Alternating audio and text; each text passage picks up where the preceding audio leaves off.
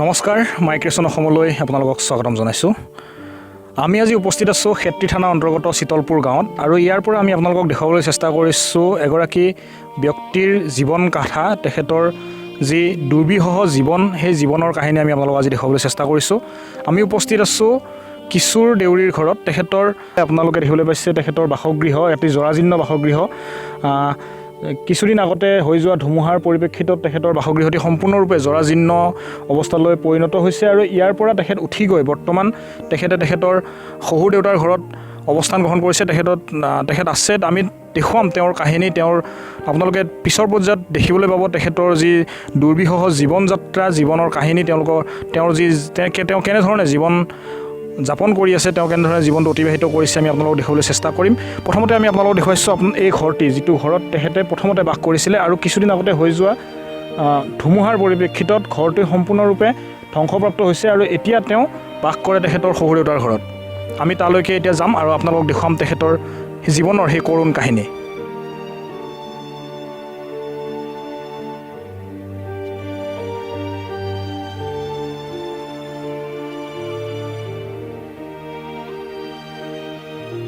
নমস্কাৰ, আমি উপস্থিত আছোঁ খেত্ৰী থানাৰ অন্তৰ্গত চিতলপুৰ গাঁৱত আৰু আমি আজি ইয়াৰ পৰা আপোনালোকক দেখুৱাব বিচাৰিছোঁ এগৰাকী এনেকুৱা ব্যক্তি, যিগৰাকী ব্যক্তিয়ে লকডাউনৰ পৰিপ্ৰেক্ষিতত যথেষ্ট অসুবিধাৰ সন্মুখীন হৈছে। আপোনালোক সকলোৱে জানে বিশ্বব্যাপী কৰোণা ভাইৰাছৰ পৰিপ্ৰেক্ষিতত এক লকডাউনৰ পৰিস্থিতিৰ সন্মুখীন হ'বলগীয়া হৈছে। আমি সকলোৱে গৃহবন্দী হৈ থাকিবলগীয়া হৈছে আৰু এই সময়ছোৱাত কিশোৰ দেউৰী তেখেত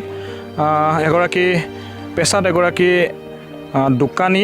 তেওঁ এখন দোকান আছে, তেওঁ এখন দোকান চলায় আৰু সেই দোকানখন আজি লকডাউনৰ পৰিপ্ৰেক্ষিতত দীৰ্ঘদিন ধৰি বন্ধ থকাৰ পৰিপ্ৰেক্ষিতত তেখেতৰ যি অৱস্থা, তেখেতৰ যি জীৱন সংগ্ৰামৰ যি কাহিনী, সেই কাহিনী আমি আজি আপোনালোকক দেখুৱাবলৈ চেষ্টা কৰিম। তেখেত এগৰাকী শাৰীৰিকভাৱে অসুস্থ আৰু ব্যক্তি আৰু তেখেতৰ যি জীৱন কাহিনী সেয়া আমি আপোনালোকক দেখুৱাবলৈ বিচাৰিম। আমি যাব বিচাৰিছোঁ কিশোৰ দেউৰীৰ ওচৰলৈ। তেখেতৰ পৰা জানিব বিচাৰিছোঁ আপোনাৰ কেনেধৰণৰ অসুবিধাৰ আপুনি সন্মুখীন হৈছে। মোৰ মানে দোকানখন দিছোঁ এতিয়া ঘৰখন চলাবৰ কাৰণে বা নিজৰ জীৱনটো চলিবৰ কাৰণে ছোৱালীজনীকো দিব লাগে, এইবিলাক সুবিধা দিব লাগে পঢ়া শুনাৰ কাৰণে, সেইখিনি আৰু প্ৰব্লেম। আৰু মোৰ দেহাটো চলাবৰ কাৰণে মানে ঔষধ পাতি অকণমান প্ৰব্লেম হৈ আছে, টকা পইচাও নাই তেনেকৈ চলিবৰ কাৰণে। লোন লৈ দোকানখন চলাইছিলোঁ, এতিয়া লোনো কিস্তিহে মাৰিম নে নিজেহে চলিম নে সংসাৰখন চলাম, এইটো মানে প্ৰব্লেম হৈছে মোৰ বহুত। আৰু চলাও অসুবিধা হৈছে বহুতখিনি। আৰু এতিয়া লকডাউনৰ যিদিনা লকডাউন দিছিল তাৰ আগদিনাখনৰ পৰা মোৰ দোকান বন্ধ আজিলৈকে। দুদিন গৈছিলোঁ, দুদিন যোৱাৰ পিছত মানে যেতিয়া নেকি বৃদ্ধি হ'ব ধৰিছে সেই ভয়তে মানে নোযোৱা হ'লোঁ মই। আৰু তাতে নিজৰ দেহাটো মানে দুৰ্বল, এতিয়া দুৰ্বল কাৰণে এইবিলাক ক্ষেত্ৰত মানে সোনকালে আকৰ্ষণ কৰে কাৰণে মই নোযোৱা হ'লোঁ। এইখিনিয়ে হয়, আপোনালোকে দেখিছে তেখেত এগৰাকী দিব্যাংগ ব্যক্তি বুলি ক'ব লাগিব। তেখেত এগৰাকী দিব্যাংগ ব্যক্তি আৰু তেখেতৰ যি অসুবিধা, সেই অসুবিধা হয়তো এনেধৰণৰ বহু ব্যক্তিৰে অসুবিধাৰ সন্মুখীন হৈছে। এনেধৰণে বহু ব্যক্তি আছে যিসকলে এনেধৰণৰ অসুবিধাৰ সন্মুখীন হৈছে। লকডাউনৰ সময়ছোৱাত কোনো ধৰণৰ সাহায্য আপুনি লাভ কৰিবলৈ সক্ষম হৈছে নেকি চৰকাৰৰ ফালৰ পৰা বা কোনো ধৰণৰ ব্যক্তিৰ ফালৰ পৰা বা তেনেধৰণৰ কোনো সংগঠনৰ ফালৰ পৰা? চৰকাৰৰ ফালৰ পৰাই হওক, কোনো সংগঠনৰ ফালৰ পৰা হওক, কোনো ক্ষেত্ৰৰ ফালৰ পৰাই মই পোৱা নাই এইবিলাক সাহায্য।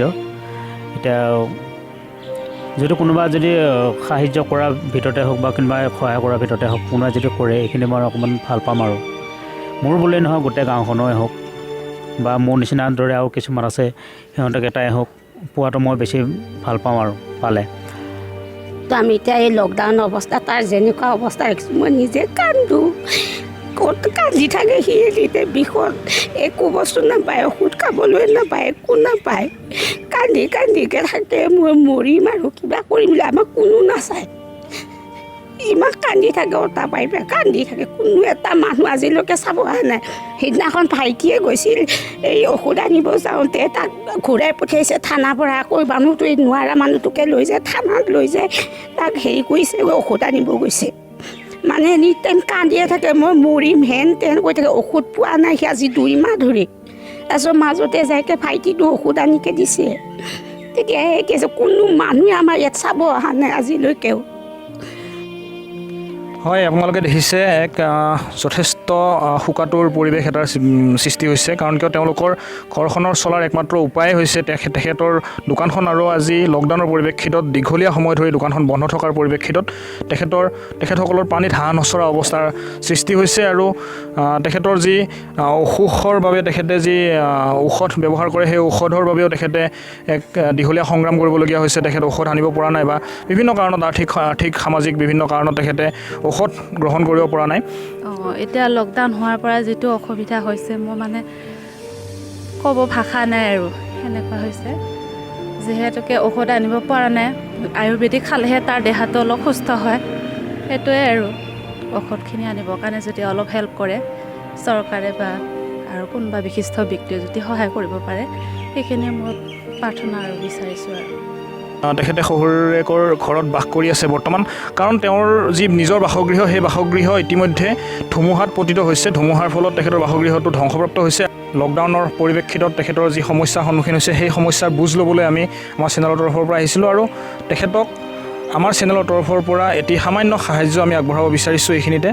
আৰু সদাশয় ব্যক্তিসকলক অনুৰোধ জনাইছোঁ, তেওঁলোকে যাতে এই ব্যক্তিগৰাকীক বা এই ঘৰখনক সাহাৰ্য আগবঢ়োৱাৰ লগতে সহায় সহযোগিতা আগবঢ়াই তেওঁলোকৰ জীৱন যাপন কৰাত যাতে সহায় সহযোগিতা আগবঢ়ায় তাৰে কামনা কৰিছোঁ, তাৰে অনুৰোধ জনাইছোঁ। ধন্যবাদ।